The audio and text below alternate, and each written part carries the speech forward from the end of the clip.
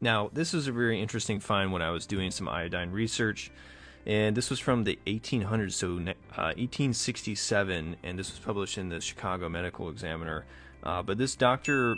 A. Given from Louisville, Kentucky below, enlargement of the spleen of 19 years, standing cured with iodine in 5 months. Now, this is kind of interesting because this lady, Miss Hinkle, said she found a tumor on her left side of almost 20 years. Actually ended up being a spleen. Spoiler alert, it wasn't a tumor, it was just an enlarged spleen. But she said when she was 9 years of age, she had chills which lasted 9 months. And she lives in Louisville, Kentucky. Now, what is around Louisville, Kentucky? Ticks. Lots of ticks, right? What gives you chills a lot of the time? What tick disease? Babesia. So the whole middle portion of this article was basically him trying to figure out that it wasn't a tumor, it was only an enlarged spleen. But down below here is where he gave the treatment of iodide potassium, iodine, water, and I think there was a few other things that he gave, but the main thing was the iodine. And so basically down here he's talking about, you know, he doesn't want to just give her a prescription to go home and just rest because he had another patient with an enlarged spleen, and she actually ended up passing away after a certain amount of time. So, and that was probably from an infection because the spleen is part of your lymphatic system, so it's trying to clean out your blood. So there's probably something in the blood that is not being cleaned out. And again, the thyroid is what helps to deal with that, the cleansing of the blood. So, you know, here he actually gives her iodide potassium, like I said, and iodine, and 12 drops a day, so about 12 milligrams probably.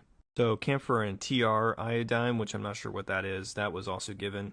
But the thing was, it was given orally and then also topically as well on the actual spleen area. So, you know, after 2 months, she came back and it was softer and had shrunk by half. And then after about, I think it was 5 or 6 months, it was total that it pretty much resolved with just some minor tenderness around the ribs. So I thought that was really interesting, and the fact that, you know, maybe she had babesia, and we'll never know, but interesting case study nonetheless. And I think, you know, stuff like this is interesting and probably should be looked at more. I mean, obviously, there's not that many people running around with a large spleen like that. But, you know, I think, at least in the iodine research that I've done, like, there's very contrasting opinions on, like, don't give too much iodine, and then iodine is very fine. Then you have this other group that's basically saying that, yeah, iodine's fine, it's not toxic, it's not going to make you physically ill, other than maybe the detox effects that you may be feeling from it.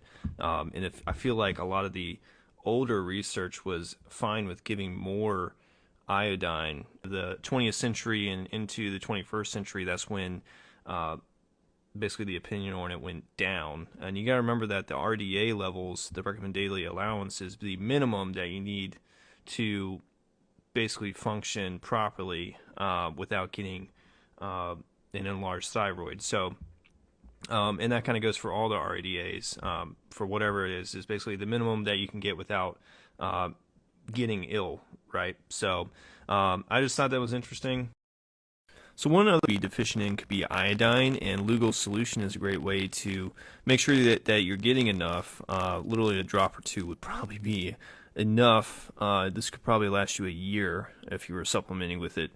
And iodine is great. You know, it's very important for thyroid function as well as the other functions of your body. You know, your other organs and your tissues, thymus gland. So, you know, one way you can obviously test, you know, your blood, but you can also do this other test where you apply it to your skin. You know, you just put a little drop on there, rub it in, and then it leaves this little yellow tint behind. You can't really see it. I put it on my wrist or the back of my hands here, and you can see it a little bit. So yeah, you would use this and you would kind of time it to see how long that yellow stain takes to go away. And if it takes 12 hours to go away, then you're probably not deficient in iodine. If it takes an hour, 30 minutes, 5 minutes, or a couple hours, then you might be a little bit deficient in it. So, or you might want to test for it to see if you are deficient. And in that case, you know, you could bring your levels back up because it's really important. You know, one thing interesting about iodine is that, you know, obviously it goes to your thyroid, and or that's where it's most present, and that's because blood circulates through the thyroid every 17 minutes, and the reason it does that is because it's supposed to cleanse your blood, because iodine is very antifungal and antibacterial. So basically it kind of harms that bacteria every time it goes through there over those 17 minutes. And that's one way that it helps to cleanse your blood. So hey everyone, thanks for watching. Make sure to hit that bell icon, subscribe. It helps you spread the awareness of chronic illness, all these deficiencies that can be causing us problems health-wise. And make sure if you have any digestive problems, you might want to check this video out. It's about butyrate.